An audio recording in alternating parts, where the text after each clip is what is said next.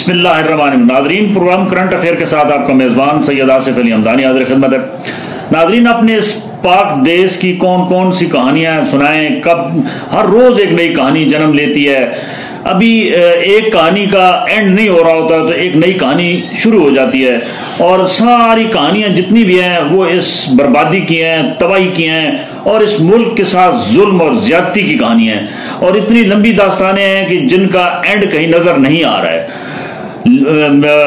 کہا جاتا ہے کہ اس ملک کا خزانہ خالی ہے، کہا جاتا ہے کہ عوام جو ہے وہ صبر کریں، کہا جاتا ہے کہ جناب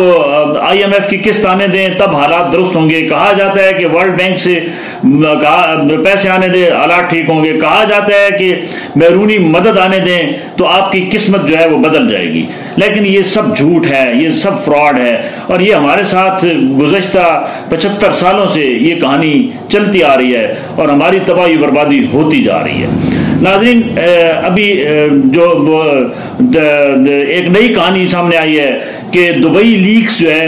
وہ بہت سارے ڈاکومنٹس جو ہیں وہ ایک ایجنسی نے اٹھائے ہیں، اور ان کو کل جو ہے وہ وائرل کیا گیا ہے، اور اس میں کہا جا رہا ہے کہ سب سے زیادہ انویسٹمنٹ جو ہے وہ انڈیا کے لوگوں نے کیا، اور دوسرے نمبر پہ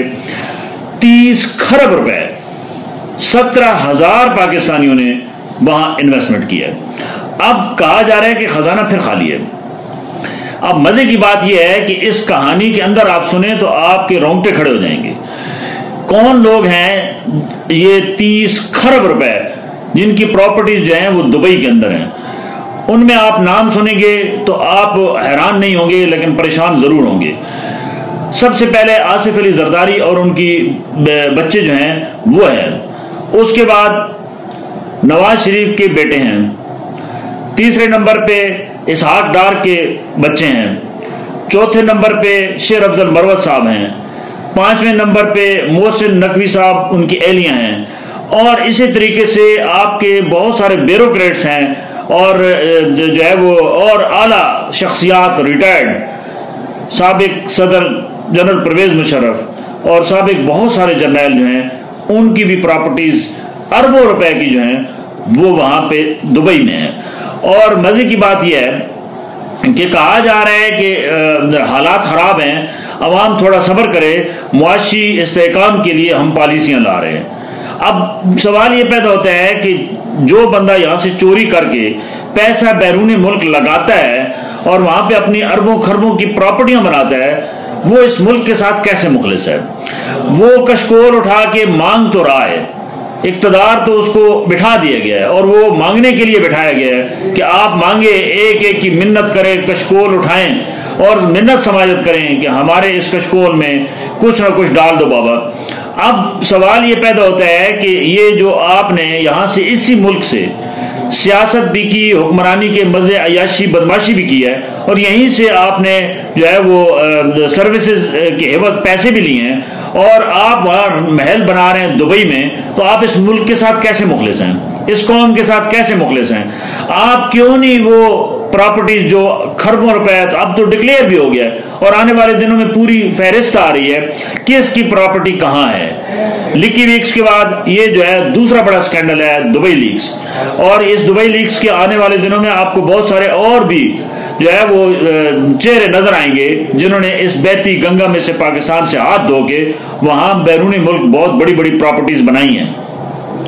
اب کیونکہ واحد دنیا کا ملک ہے دبئی، جس کے اندر کوئی قانون لاگو نہیں ہے کہ اگر آپ نے 2 نمبر طریقے سے پیسہ کما کے وہاں لگایا ہے تو اس کے اوپر کوئی پوچھ گچھ نہیں ہے، اور نہ ہی آپ وہاں پراپرٹی پلگ کروا سکتے ہیں، کیونکہ عربیوں نے کھلا کھاتا کھولا ہوا ہے کہ آپ اس میں ہمارے ایک ساتھ بزنس کرو، چاہے پیسہ چوری کا ہے چاہے آپ کا ذاتی ہے، اور وہ نہیں پوچھتے کہ جناب آپ نے یہ پیسہ اتنا کہاں سے لائے ہیں، اور ہمارے ساتھ جب انویسٹمنٹ کر رہے ہیں تو کیا یہ پیسہ جائز ہے یا ناجائز ہے۔ تو لہٰذا یہ تو چیپٹر ہی کلوز ہے۔ انگلینڈ میں پھر بھی کچھ رولز ہیں، وہاں آپ نے انگلینڈ میں ملک ریاض کے خلاف کیس کیا گیا، حسین نواز کے خلاف کیس چلتا رہا، الطاف حسین کے خلاف کیس چلتا رہا، لیکن یہاں پہ کیس بھی چلنا دبئی کے اندر مشکل ہے۔ اب یہ جو حکمران بیٹھے ہیں یہ سب وہی ہے جنہوں نے اس بہتی گنگا میں سے ہاتھ دھو کے وہاں اپنی پراپرٹیز بنائی ہیں۔ عوام ان سے ضرور پوچھ سکتی ہے کہ ہمیں آپ نے کس ٹرک کی بتی کے پیچھے لگایا ہے، آپ ہمیں کیوں سہانے خواب دکھا کے خود مزے لوٹتے ہیں اور ہمیں جو ہے وہ عذاب میں ڈال دیتے ہیں، آپ اپنی پراپرٹیز میں سے آدھا نصف جو ہے وہ کیوں نہیں بیچ کے ہمارے بجائے IMF کے، ورلڈ بینک اور باقی جو ہے وہ ملکوں سے بھیک مانگنے کے آپ اپنا پیسہ پاکستان کیوں نہیں لاتے، آپ وہ کیوں نہیں ہماری فلاح و بہبود پہ لگاتے، آپ اس سے کیوں نہیں قرضہ اتارتے IMF کا، ورلڈ بینک کا، اور آپ ہمیں سود کی لعنت سے نجات کیوں نہیں دلواتے؟ یہ آپ سوال اب پوچھیں انہی حکمرانوں سے، کیونکہ انہی کی اولادیں جو ہیں وہاں عیاشی کر رہی ہیں، ان سب کی جو بھی سیاستدان ہے اس کی اولاد جو ہے وہ عیاشی کر رہی ہے، اور غریب عوام کے بچے بھوک سے مر رہے ہیں، افلاس سے مر رہے ہیں، پینے کے لیے پانی سے ترس رہے ہیں، آٹے کے پیچھے جانے گنوا رہے ہیں، بجلی کے بل ادا نہیں کر سکتے، خودکشیاں کر رہے ہیں، اور کیا کیا ہمارے اس ملک کے اندر روزانہ تماشے لگے ہوئے ہیں۔ لیکن عوام کو اب بیدار ہونا ہوگا اپنے حق کے لیے، اور اپنا حق جو ہے وہ ان سے پوچھنا ہوگا کہ ہمارے پیسوں سے آپ کی جرت کیا ہے، ہمارے ٹیکسز کے پیسوں سے آپ کی جرت کیسے ہوئی کہ آپ نے وہاں محل کھڑے کر دیے، وہ پیسہ لائیں اور ہمارے ملک کے جو ہے حالات ٹھیک کریں۔ بہت شکریہ، اپنے گرد و نواح کے لوگوں کا خیال کیجیے گا۔